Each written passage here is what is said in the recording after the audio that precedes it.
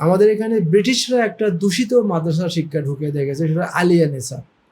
এই আলিয়া মাদ্রাসায় যেটুকু পড়ে এরা না ঘরকা না ঘাটকা হয়, এরা না ইসলাম জানে না দুনিয়া জানে না, কিচ্ছু জানে না।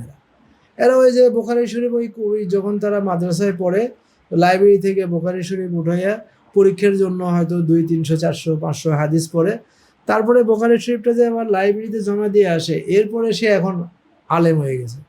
কোথাও মাদ্রাসার টিচার হয়েছে বা মসজিদের ইমাম হয়েছে, এই বেটা এদের 80% আর কোনোদিন বোখারি শরীফ খুলে দেখার সময় নাই, লাগে না তাদের।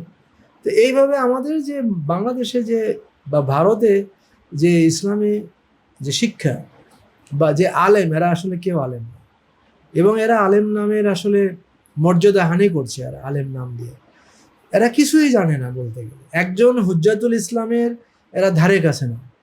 আয়াতুল্লাহ তো বাংলাদেশের সমস্ত আলেমরা এক জায়গায় করলে একজন আয়াতুল্লাহর মানে 20% নলেজেরও সমান হবে।